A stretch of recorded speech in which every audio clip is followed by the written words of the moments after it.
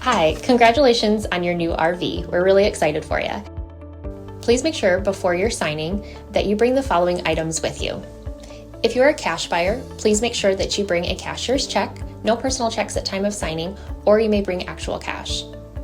If you're a finance customer, please make sure that you bring proof of insurance listing your specific lien holder. If you need that information, please call us ahead of time. Also, make sure that you bring all valid driver's license of all persons that will be listed on the title. If you have a trade that you're trading in with us, please make sure that you bring your 10-day payoff as well as your title and all persons who will be listed on the title of that trade.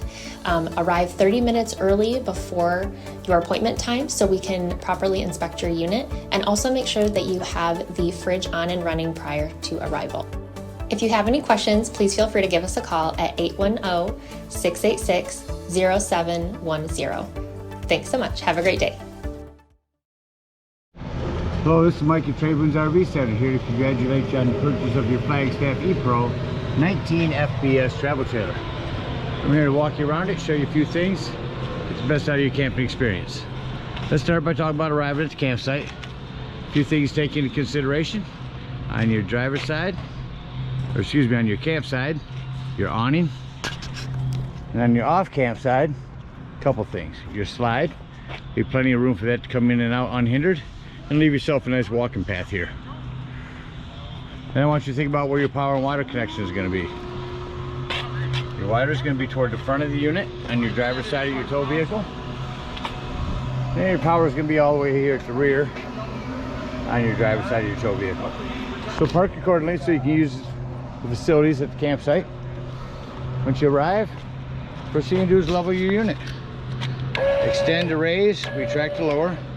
You have a night docking light here should you drive at night, and if you can't get this up and down, power's not working, you do have a manual override right here with that hand crank to use on it. Once you got your unit level, next thing you're gonna do is stabilize it. Use this same stabilizing jack, 3/4 inch socket. Put that on there and crank these down. Now as they come down, I'm going to recommend stabilizing jack pads. Jack pads are going to protect the feet of your stabilizing jacks from dirt and debris and hot blacktop in the summer. Get a 4-pack of those from our store with your 10% off coupon and run these down just until they're taut. Once you start to receive any type of resistance on your hand crank, you know you're down far enough, because remember, these are stabilizing jacks, not leveling jacks. So you got our unit level and stable. Now we can hook up the power and water.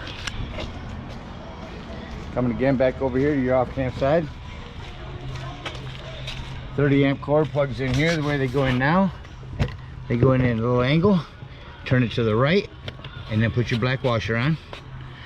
Should you need, at the end of that 30 amp, you can go from 30 to 110. Got our power hooked up, let's hook up our water. Water connections. Antifreeze inlet, city water connect. First and foremost, your water pressure regulator.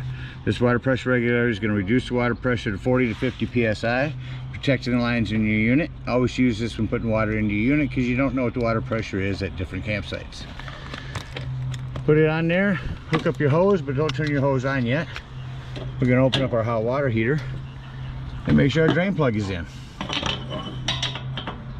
Get that in there nice and snug. Once that's in there snug, you know you can go ahead and turn on your hose. Now if your hose has been on for a while, go inside and open up your hot water tap. That'll let the air out of the lines. Once water's coming out of there, shut that off, and then you can go ahead and turn on your hot water heater from indoors. There is a non-off electric element right here. The only time you want to turn that on is if you're hooked up to 110. Turn it on here as well as indoors. Hot water heater doesn't seem to be working. Come out and check these bubbles. Press them back in as a reset, and then your pressure release valve. Now let's say we're going to go camping. We're not going to use city water. We're going to go dry dock and use potable water. So just above there is your potable water tank. Simply fill this with a hose. 2 ways to tell when it's full. 1, there's an overflow valve right here, or 2, on the inside where you check the levels of your tanks. Hold the fresh water button down, and that'll tell you when your fresh tank is full. Just remember, when using potable water is when you're going to want to use your water pump. Don't turn on your water pump if you're hooked up to city water. It's already pressurized. All right, we're hooked up to camp. Let's go ahead and walk you around the unit and show you a few other things. So on your off camp side, there's a docking light here. your storage with all your hitch work, potable water, city water connect and antifreeze inlet, your hot water heater. Below that's your freshwater drain. That's a storage for your sewage. Come back, here's your power again. You have an outdoor shower. There's where we'll dump our tanks. There's a black tank flush. We'll talk about that when we dump our tanks. Your rear stabilizing jacks. There's a ladder. Utilize it. Go up there and check your roof. Check the seams. Caulk them as needed. It's also prepped for a Furion backup camera. Device you can purchase from our store that sits on the dash of your tow vehicle and gives you a backup camera. Coming over to your campsite. You have a 110 out here. That is a vent for your microwave and your outdoor speaker. So in your storage, you have a table, and then another table and a griddle. Right there's your quick connect for that. There's your main low point drain. Right here, these two buttons here. This is a flue for your furnace. If you're running your furnace, steer clear of that, it'll get rather warm. So again, here's your prep table, the table that holds the griddle and your griddle. Here's also prepped for solar. You plug in a solar panel there and it'll charge your batteries. There's a cover for your propane tanks. You can access that through the top. Propane's on a regulator. Simply point it toward the tank you wish to be using. And then open it. It'll turn green, it'll turn red when it's empty.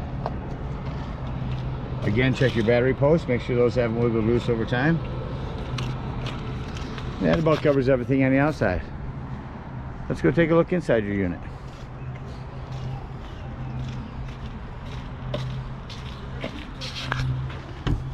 So the first thing I like to point out when entering the unit is where the fire extinguisher is.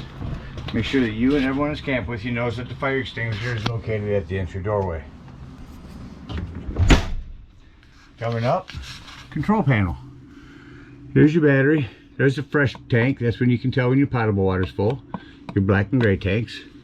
Over here is where you turn on your water pump if you're using potable water. Turn on your water heater if you're using gas. Turn on your water heater if you're using electric. Remember, if you're plugged into 110, turn it on outside as well as in here. Option for a tank heater. Your awning retract and extend. I'm going to extend that. I'm going to talk about your slide out. And then all of your lighting for outdoors.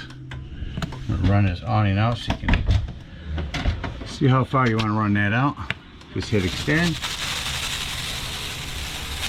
Rolls out.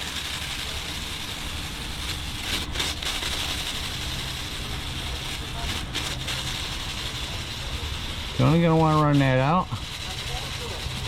until your flap falls down. I will show you, sometimes these flaps stick, especially if it's wet. I'm going to leave that there and that'll fall. You can hook up the app, go to the app store and get the One Control app. You can control everything from your phone. TPS system, I'll send you a separate video on your tire pressure monitoring system from that company. To the right, your self-explanatory microwave. Magic Chef fridge. This is a travel hitch. When you're traveling, you want to keep that over like that. Coming into your bathroom. So what I mentioned here is where your 110 with GFCI resets at. You have lighting. Over here you have a hand crank open exhaust vent with 3 different settings. 4 different, all the way up to high. That off. Your stove does have a fan and a light. Your glass top makes an excellent backsplash. Panel light. Simply turn this to high, hit your spark, and there's your flame. Same thing on your oven. Set this to light, hit your spark here, no pilot light anymore, and then just set this to the desired temperature. You also have a panel light for down in there. Coming over here to your IRV Technology sound system. Turn that on. See if we can pick up any changes here. music indoors. Hit zone 1, shut that off, whatever's red is off. Now your music is playing outdoors.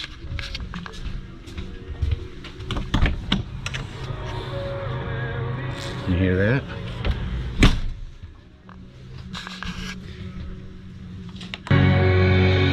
AM, FM, Bluetooth, auxiliary hookup. Nice sound system. TV here. And it comes with a remote. One thing I do want to mention when I'm turning this on, back behind here, this little control panel here, see that little green light? You want to push this button and make sure that green light is on before you run your digital channel scan. It'll allow you to pick up more channels. The remote also for your sound system. Much to talk about here. The sofa, as you know, simply lift the front and lay that down to make that into a bed. There's a table back behind your sofa you can set up here for dining. Talk about your furnace.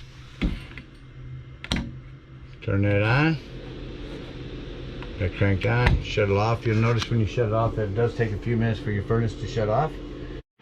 Next to that is your solar panel. So this will control the amount of power that comes into your control panel. What it does is it keeps the solar panels from overcharging your batteries.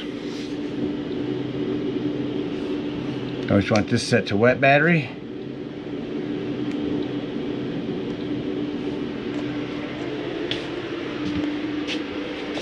Down underneath your fridge here is an access panel to your breaker box and fuses and your 12-volt carbon monoxide detector. The reason I mention this is 12 volt, it's always running off your battery.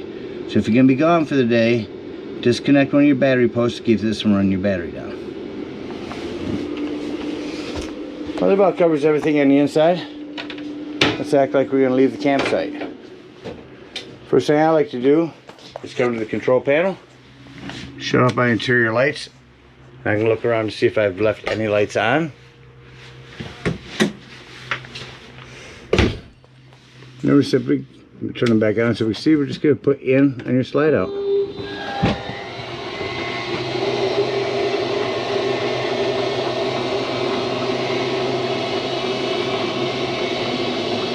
Slide control panel comes in.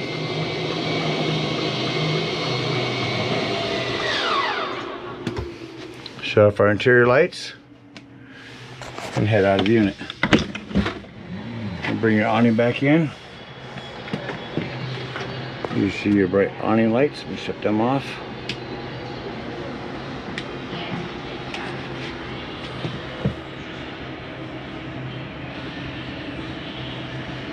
Awning running back in.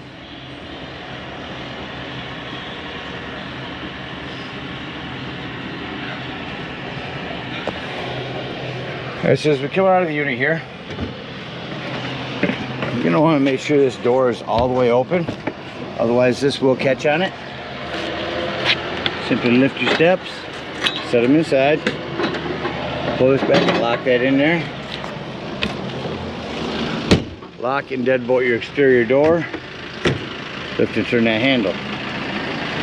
At this point, unhook your cable and water. If your cable and water is unhooked, we can go ahead and dump some low point drains.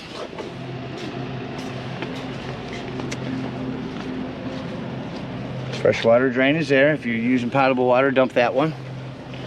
If you're hooked up at the city, come around this way to this low point drain and open both of those up. Come back around to your hot water heater.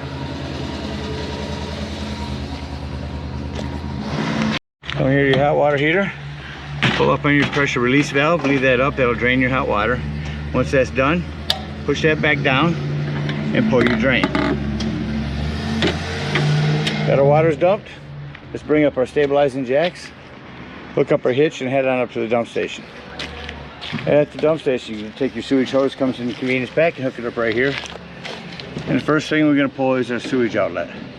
That's going to be the black handle, the one on the right here. Now if it sounds like that's no longer draining, keep that black handle open.